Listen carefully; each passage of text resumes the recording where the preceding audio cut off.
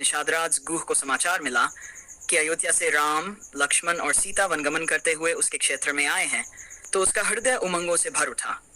वह राम का परम भक्त और मित्रभाव रखने वाला था। वह तुरंत अपने सैनिकों और सेवकों के साथ गंगा तट की ओर दौड़ा। गुह ने राम को दूर से देखा। उनके सिर पर जटा मुकुट, शरीर पर वनवासी वेश, साथ में लक्ष्मण धनुष बाण सजाए खड़े और सीता सादगी में शोभित।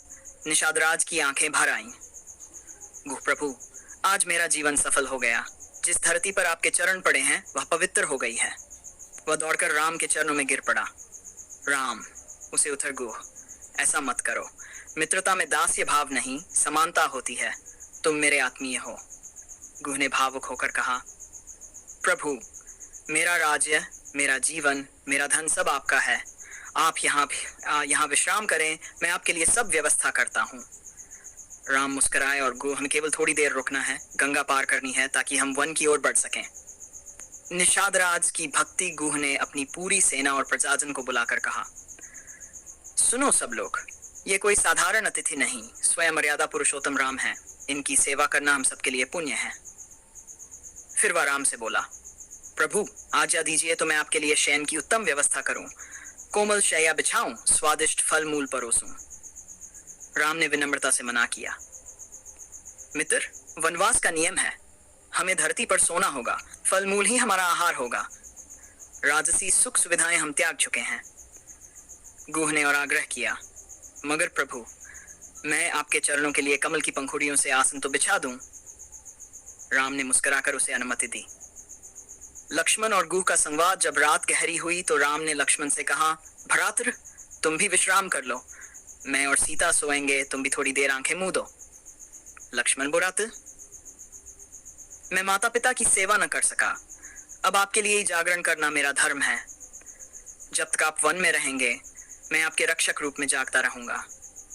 गुह ने यह सुना तो भावुक हो गया। लक्ष्मण, आज से मैं भी तुम्हारे साथ जागूंगा, तुम्हारी सेवा में साथी बनूंगा।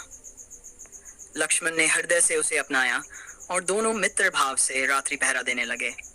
गंगा पार करने की प्रातःकाल जब प्रभात की लाली फैली, राम, सीता और लक्ष्मण गंगा पार करने की तैयारी करने लगे। निषादराज ने अपनी उत्तम नाव सजवाई और स्वयं नाविक बनकर आया। गुप्रभु, यह सौभाग्य मुझे दीजिए कि मैं स्वयं आपको गंगा पार उतारूं। राम ने प्रसन्न होकर उसकी भावना स्वीकार की। नाव पर स्नेहिल संवाद जब राम, सीता और लक्ष्मण नाव पर बैठे तो गुह ने हाथ जोड़कर कहा, प्रभु, इस नाव का कोई मूल्य नहीं है, केवल एक शर्त है। आप मुझे अपना मित्र माने, यही मेरी सबसे बड़ी दक्षिणा होगी। राम ने हाथ बढ़ाकर गुह को आलिंगन में भर लिया और कहा, राम, गुह, आज से तुम मेरे सच्चे मित्र हो। तुम्हारी भक्ति और स्नेह मेरे लिए सबसे बड़ा धन है। गुह की आंखों से आंसू बहने लगे।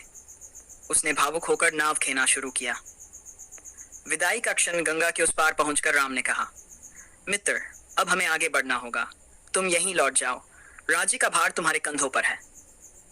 गुह ने हाथ जोड़कर कहा, प्रभु, आपको छोड़कर लौटना मेरे लिए असह्य है, परंतु आपकी आज्ञा ही सर्वोपरि है।